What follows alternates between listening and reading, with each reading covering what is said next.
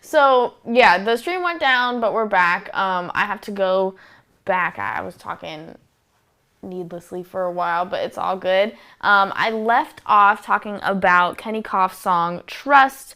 Just to reiterate, it is a spacey hip hop song with a little bit of some poppy vocals going on. I really love your voice and the cadence that you use. You have some great melodies in here. I think that you should use some more enunciation, but that could be a stylistic choice. That's up to you. I really like your backing vocals. I feel like it helped just blend everything together, and I feel like they did their job as a supporting role. My only thing really with this song is I think that it needs a better mix. It's not blended as well as it could be. And if you can tell, I'm going to brush through these very quickly. Next, we have a song called Heartbreak Kid by Brickside Lean. This is an R&B trap song, very like Rod Wavy kind of vibe. Really good melodies in here. I like the voicemail that you added. It was a good touch. The production was a little bit too simple for my liking, but overall it had a good mix. Technically, it was put together well, and it sounded good. I liked it. Next, another Orlando favorite of mine. We have Throne Kid City with his song One Shot. This is a song that people know around the city. It's extremely catchy. It's a great song overall. I really love the monologue that you have in the beginning. I feel like it sets the tone great in terms of, the message, the emotion that it brings, but also the person that you have, whoever she is, has a great voice. It's very smooth and like relaxing, and the timing of it was perfect when you come in for the drop. So it was just great. The melodies are awesome. Great variation in there. I talked about the hook. It's amazing, the song in general. You have a great mix. Shout out to Throne Kid because he also is an engineer. So if you like the mix on this song, go hit him up and get some work done from him. But overall, it's a great song. I'm going to be playing you on the radio tomorrow. The next song is my favorite song of the week. Hands down. This song is called I Hope He Leaves from Sayon. This is a toxic modern R&B song that is just, it makes me melt. It's very good. It's phenomenal. I don't even know how. I know how to describe it because I'm going to talk about it in a second, but it's amazing. Okay, my main thing before I talk about anything else, please link your socials, because if people just find any of your music on Spotify, or I don't know how your other DSPs are looking, they cannot follow you on Instagram or any other social media because they are not going to be able to find it. So please go into your Spotify for Artists account, go check all that out. Make it as thorough as possible. Now let's talk about the song. The chorus itself is infectious. As someone who loves to dance, I could really hear this in like a heels or a pole class, or even if there's some folks out there who's looking for some new music to choreograph to. Check this out. I think that you will be pleasantly delighted. Definitely has that kind of vibe. There's a great mix on this song. I love how your background vocals creep up a little bit. They're not super in your face, but they're exactly as present as they need to be. Your tone is perfect for the subject matter and the song in general. It's just so sensual and smooth and rich and amazing. And just in general, you are an immensely talented vocalist. Live and recorded, but your range is amazing. This, like I said, is my favorite song of the week. I'm playing you on the radio tomorrow. You have been added to the Run It Back favorite playlist. Go check this song out. It's great. The next song that we have is called Deranged by Alex Allen, and the guitar player on this is a good friend of mine, Juan Guthi. This is it's almost like a pop rock song with some R&B influences. It's very fusion type situation. You know what I'm saying? But I like the song. There's a couple timing issues, but overall it's catchy. It's easy to remember. My main thing that I took away from this is that I see, in terms of vocally, the vibe and the vision of what you're going for. I described it when I first talked about it to the camera, that it kind of reminds me of I think his name is Jacob Collier. It's this very gritty and dark voice, but it's still almost soft, but not in the traditional way. More of sweet, dainty, I guess you could say, but it still has that grit, that almost anger, intensity. Anyways, I think if that's what you're going for, and I'm correct about my assumption, that you need to open up a little bit more, get a little bit gritty in your scream. Like, I need to hear something from your diaphragm. I need to hear something with power, and I think that that's gonna just take that to the next level, bring some edge to it. Next up, we have a song called Run by Zim. Thank you for submitting again, my friend. Much appreciated. This is an R&B song with some hip-hop influences. He did send in a music video. The visuals are stunning. You can tell there was a lot of thought and time and energy that was put into it, which I heavily appreciate. And yeah, it was, like I said, stunning visuals. I love the colorways. It was very on brand, and it worked great. Very catchy song. You have a good use of space in there. It doesn't feel like claustrophobic or congested. It's just a nice groove. There's a great mix on this, and I really appreciated your use of like vocal fry and grit, growl, squalls, that kind of tone enhancement, and I feel like it helped take this to the next level. Next, we have a song called Murder by G Wiz. This is an R&B trap song. Once again, that kind of Rod Wave vibe. You have some nice flows in here. Once again, similar to Sayon, please link your socials. We cannot find you. I know who you are, so I can tag you, but please go forward and do that. My biggest thing that I took away from this song, you're talented. You have, the skill, though. You can rap. But I want to hear something different from you. Yeah, I just want to hear in what way you can stand out and why you were different, how you were different. That's all. Moving forward, we only have 2 more songs and then we're going to move on. We have a song called Washed Out from Scotty Hendricks. This is a very soulful R&B song. You have a great ear for harmonies. There's a nice mix on this. My only critique would be there's a couple of timing issues in here. But my takeaway from this is that I love voices that are androgynous, and you really have that, like where you just sit in this pocket and it's usually like smooth, gritty, soulful voices that can do this. But I can, when I first heard this, I was like, is this a girl? Is this a boy? In the best way possible. It's my favorite thing, and I think that you should just continue. Man, I love it. Moving forward. The last song that we're talking about is called Roller Coaster from Spade Wave. This is like that spacey cloud rap kind of like yeet type vibe. This song is short and sweet. It's fun. It's definitely one of those songs that you just driving in the car, having a good time, enjoying your life. That's the vibes that it's giving. So that's the end of the music reviews for today. If you would like to listen to any of these songs, go ahead. Once the stream is over, in the comments and in the descriptions, I'm going to have a link that has all of the links to news stories, music, social media, all that good stuff.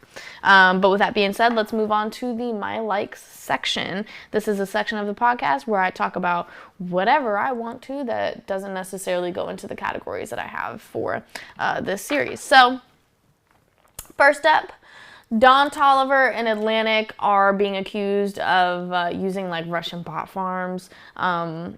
Twitter was going a little bit crazy over just the way that his comments were looking, and some other folks on the Atlantic roster's comments. It just seemed very bot-like. And so, yeah, people had something to say about it. And now it's a talking point. I don't know if people are going to care about it for a very long time and if we're going to see anything really come out of it. But I thought it was interesting, especially because we talked about streaming bot farms last week, and now we're seeing something a little bit more in the social media sphere of things.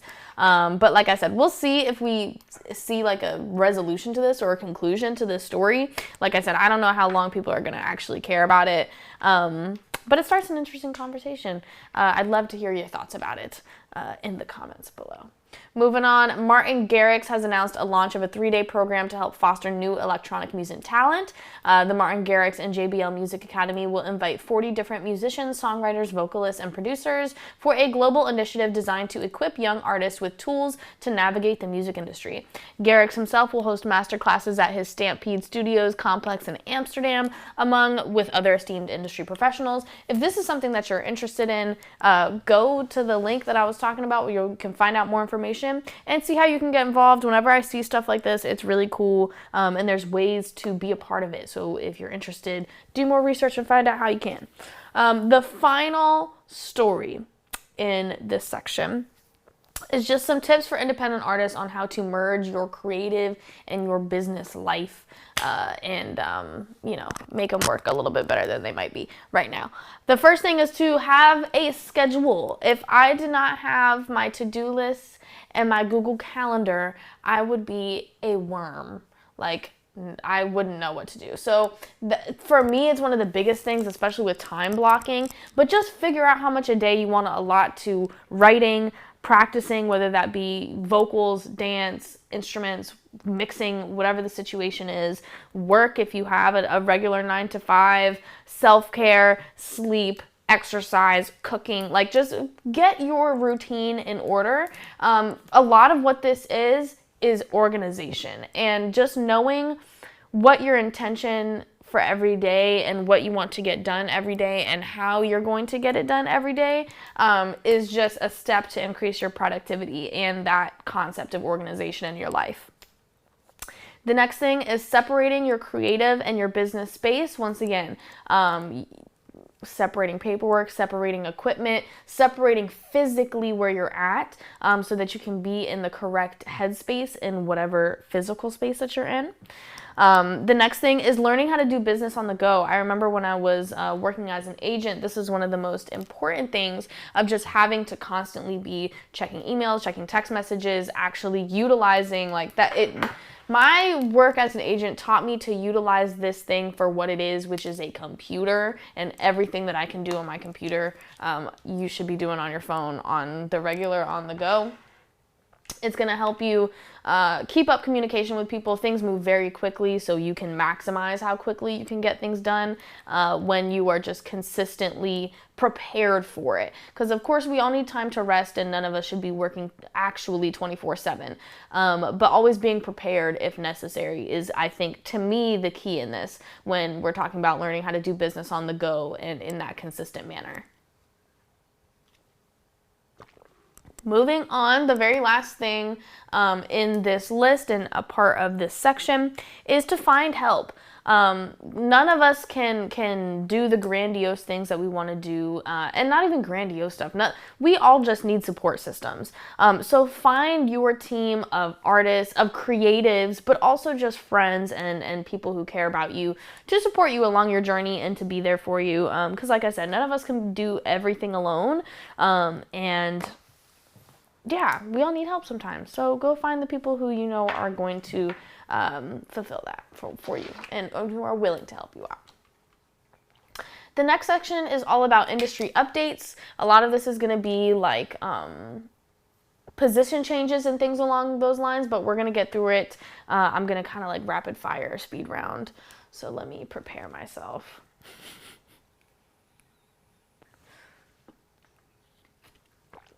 Okay.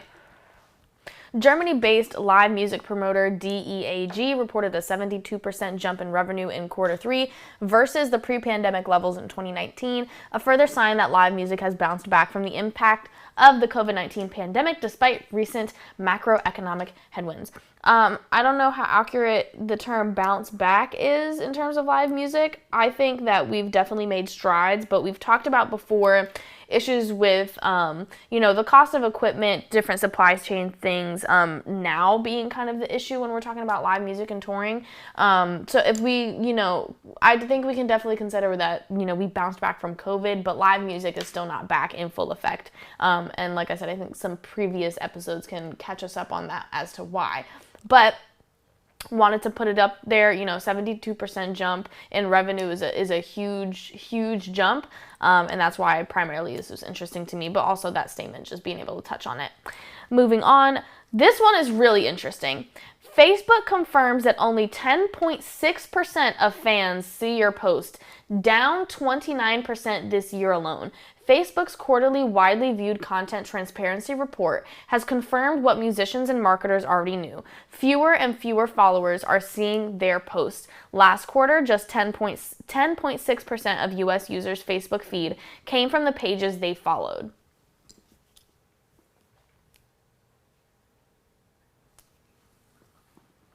Why? Well, I mean, I think we know why. It's driven by ad revenue and algorithms. But this is why it's important for us to have email lists, for us to have our fans following us on multiple different platforms, and consistency, also having your audience have your notifications on, sending direct messages. This is why we do this, because these platforms, as you can see, are not doing us justice, nor are they doing our followers justice. 10.6% is insane.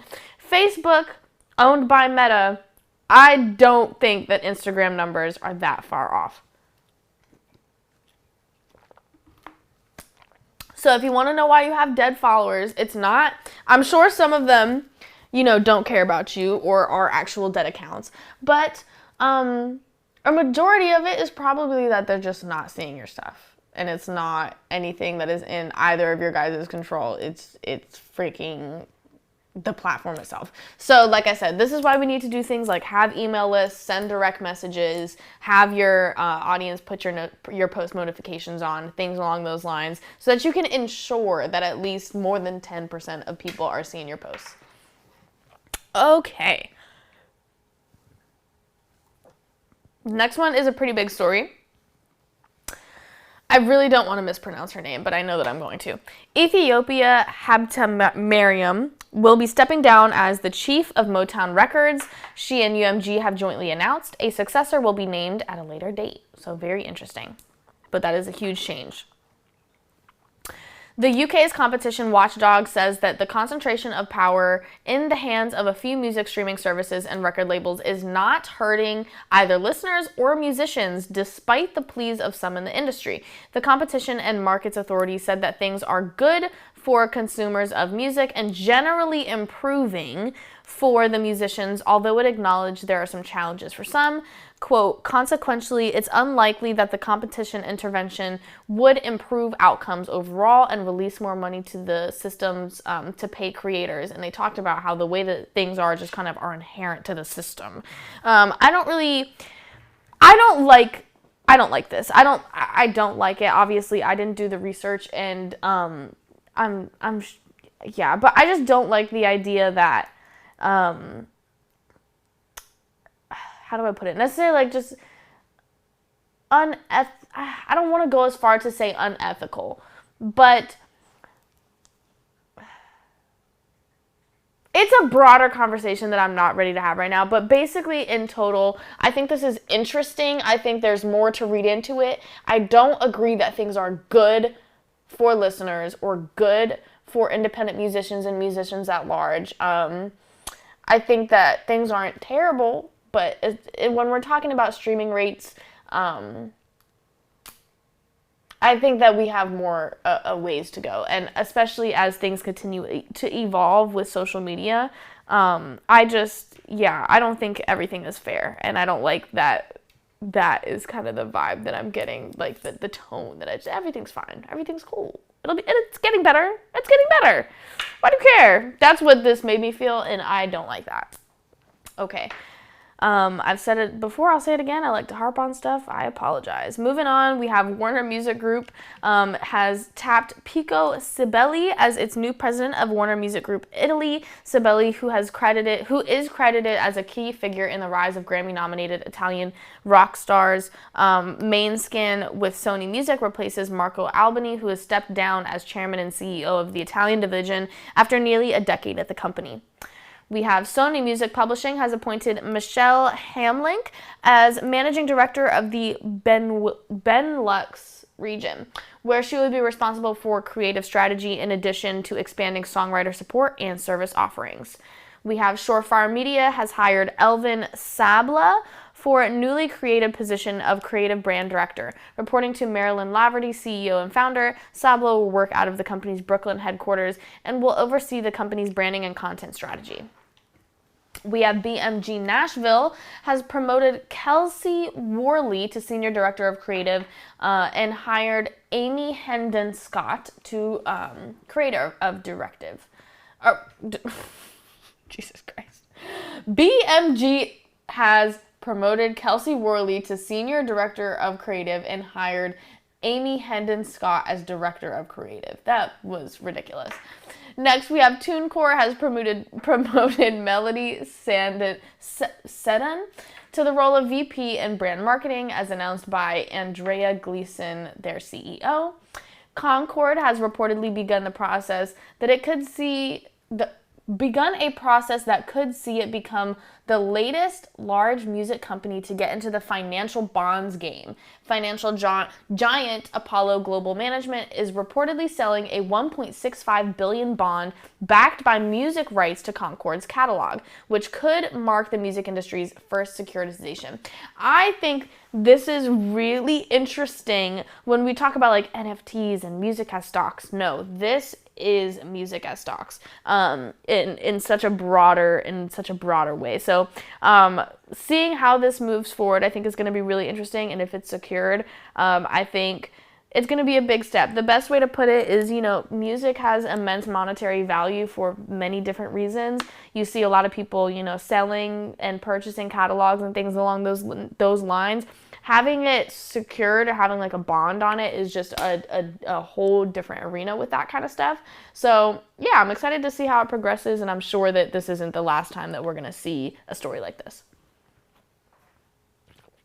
Oh Lord. The final story in this section is also pretty interesting. Triller removed the entire music catalogs from Universal Music Group, Warner Music Group, and Sony, aka the big three and most of the music in the world, and top independent label licensor Merlin. The move makes the platform virtually unusable for any creator who promotes music on the TikTok-like platform. Triller claims 65 million monthly active users, although some doubt a number like that. This is interesting. I'm not sure why this happened. I'm sure that we will find out. But yeah, it's correct. The fact that they took all of these catalogs down, it really does make it unusable. There's been stuff about Triller in the news in these past couple of months. I'm not sure where this is all going to end up, but it does seem like we are watching the slow, agonizing death of Triller. R.I.P. Next, we're going into the deals, partnerships, and acquisitions section. So starting out, UMG has acquired a minority stake in the independent music company Pius for an undisclosed sum. The deal, which sees UMG acquire a 49% stake in the Pius Group, follows the formation of a strategic global alliance between the two companies in June of 2021. According to the press release issued on Wednesday, November 30th, under their new agreement, Pius will remain fully independent, and its founders Kenny Gates and Michael Lambo will retain a majority control of the company. The release adds that UMG will have no seats on the company board. So we'll see what that relationship ends up looking like and the leaps and bounds that I assume that it's going to give Pius. Next, Eric Church, a longtime manager of John Peets, has launched a joint venture on an all-inclusive enterprise called Solid Entertainment, which aims to centralize all ever-evolving professional footprint, as it reads in the official news release. I don't understand exactly what this means, but I'm excited to see, I like things that intrigue me.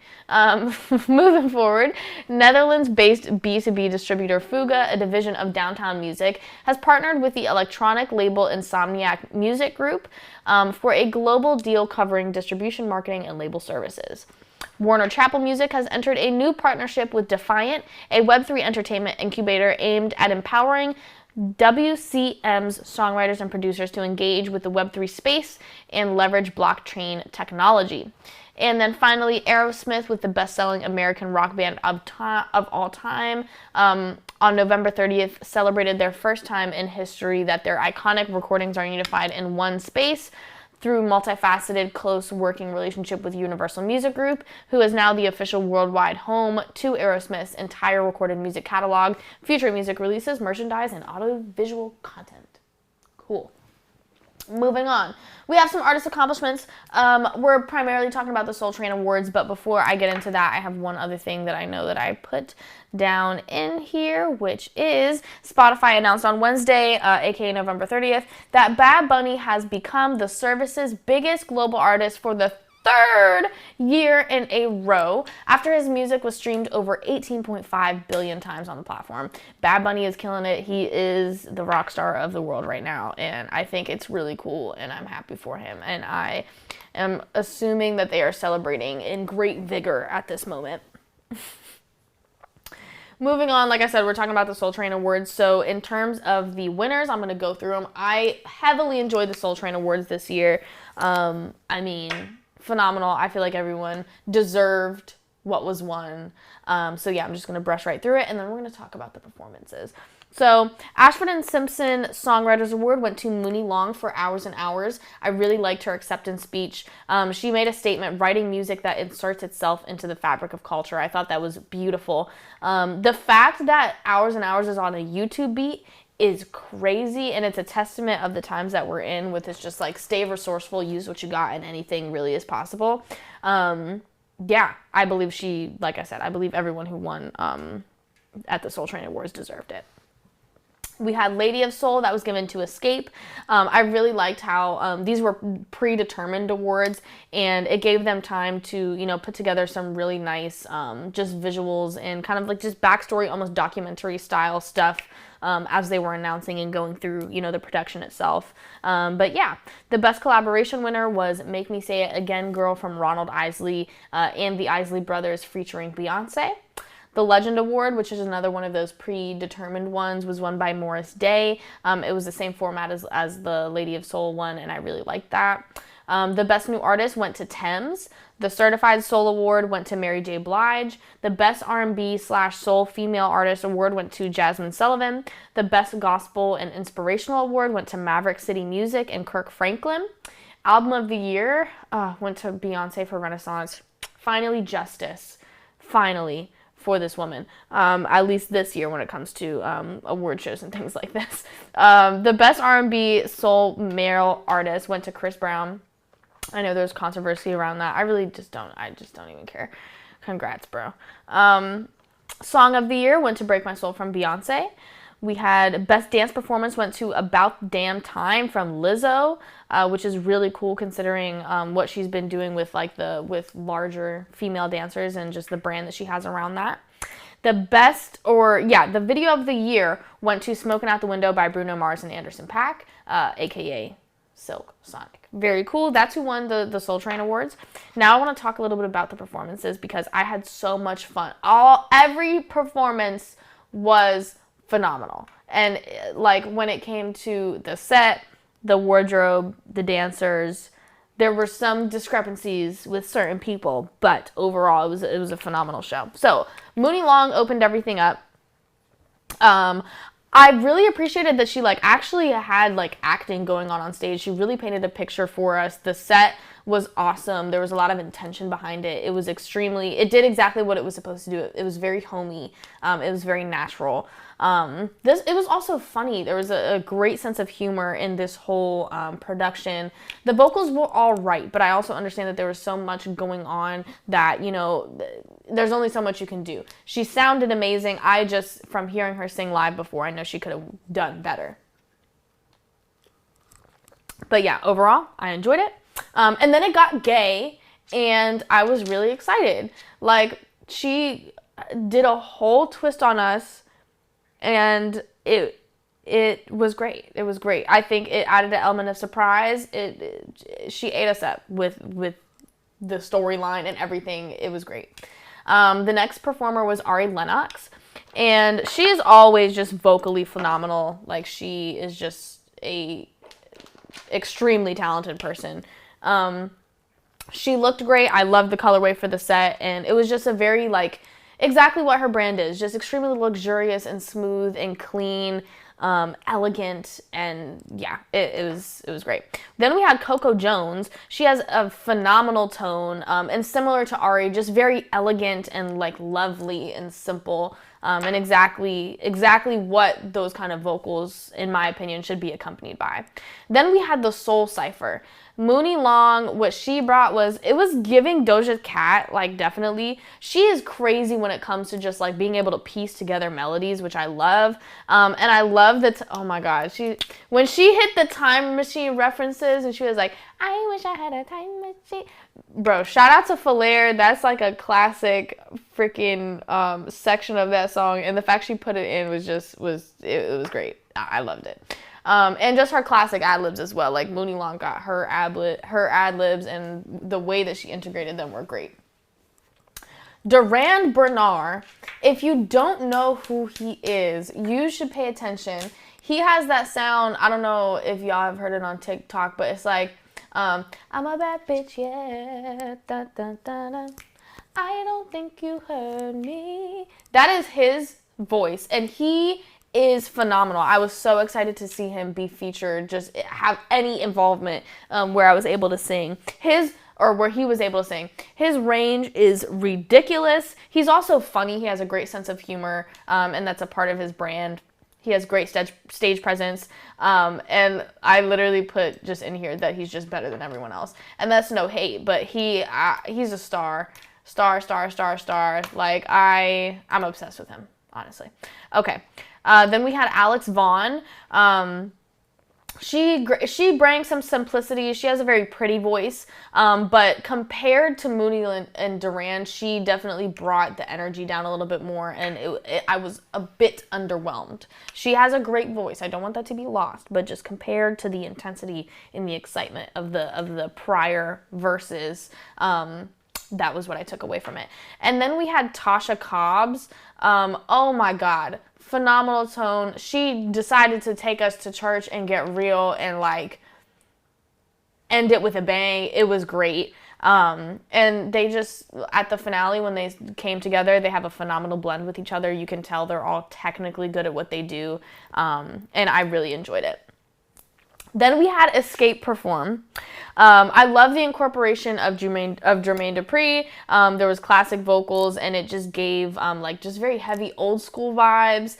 The wardrobe and the choreo, everything was on point. Everything was packaged together so nicely, and it showcased the comment that they made about that Jermaine made about each of them being able to do lead vocals. We saw that happen, and Tiny went the fuck off, bro. Like, they all went crazy, and I love seeing older women just like eat and be amazing and be confident and still be like killing shit, and it made me so happy to just see that be exemplified for us. Right. Then we had a performance from Tank and Jay Valentine. The vocals were on point. It was definitely giving grown and sexy. It was very simple in terms of their movement and what they were doing. They definitely brought the heat up they had a pole dancer as well as like just some other femme dancers on the stage itself, and some like instrumentalists as well. And that brought a really cool element that I was excited about. Then we had Hugh. Bro has lots of control, a very large use of vibrato. He has a very wide range, is very funky soul type of vibe. It was sweet and simple. Yeah, it was cute. I enjoyed it. Then we had Sir. Sir had all the hoes in black. I don't know why I made that a specific note, but it stood out to me. Everybody was in black. So this is also funny to me, the way that I described this. His voice and kind of what it was giving, it felt like a smooth rock, where it's like hard and gritty, but it's also soft, if that makes any sense. That is the way that Sir, like, that I can describe his sound in physical terms. But I wasn't super, like, crazy about the choreo, but overall, I mean, the vocals, like, really, really carried the performance, and it was fun, and it was exciting. Shantae Moore. This is the performance that everyone has been talking about, as they should, because this was a feat, was an experience like no other. She is phenomenal. Once again, an older woman just eating everyone up. Like, oh my God. My mouth was like on the floor the entire time that I was watching this. Her tone is phenomenal. She has amazing stamina as well. Control is ridiculous. I really liked, the ladies that she had in the back.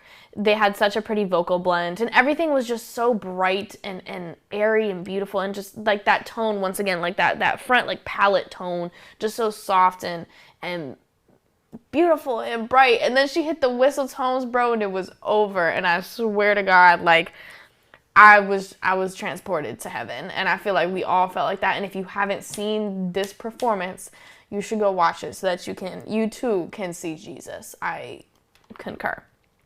And then the final performance of the night was from Morris Day. It was simple. It was classic. It was so effortless too. You could just tell like you were watching someone who has been doing this for his whole life, and this is he's just himself, and he's just having fun. Like I said, so effortless, simple, and I love being able to just marvel in legendariness. You know what I'm saying? Just allow it and be able to experience it. I love that.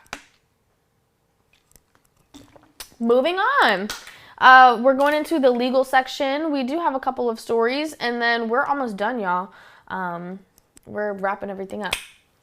So, newly yielded stats from the music industry have prompted government action on streaming inequality following the publication of a report by the Competition and Markets Authority, or the CMA. At the start of the year, the CMA formally launched a new study to examine the music streaming market, in which it considered whether innovation is being stifled and if any firms hold excessive power. Next, official antitrust hearings with Ticketmaster are in the works. A date has not been set for the hearing, and witnesses have yet to be announced. So we've been talking about Ticketmaster for a little bit, just solidifying that there is going to be an official antitrust hearing, and just following along as this progresses. And then finally, as the 117th Congress winds to a close, music industry advocates are urging Congress to pass the long-simmering HITS Act before the January changeover.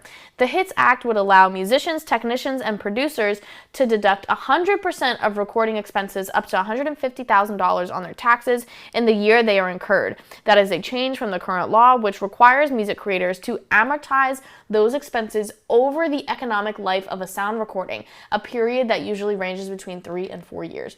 This is interesting. This is definitely something to keep up on. It's going to be a huge change, especially for the independent artists of the world, when it comes to just economics and financial ability, right? Cool. Finally, as I do when I see it happen, I have put someone in here who recently passed away, Kristen McVie. She passed on November 30th. If you guys want to learn more about her, I'll pull this up real quick just so I'm not just like saying when she passed and all of just that. But yeah, she worked closely with Stevie Nicks and Fleetwood Mac, or was a part of the band Fleetwood Mac. So if you want to learn more about her, check out this article. You can definitely do so. As per usual, I offer my condolences to fans, family, friends, and supporters. It's never fun to lose someone.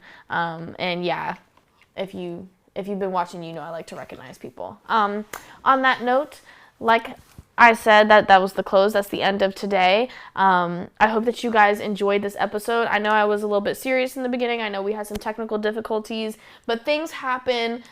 We just move forward and we get better. So I will see you guys next week. If you have any stories or any music that you want to submit, please go ahead and send me an email at ari@darendefy.net with your song name and your artist name. Send it on in. I will get to you at some point.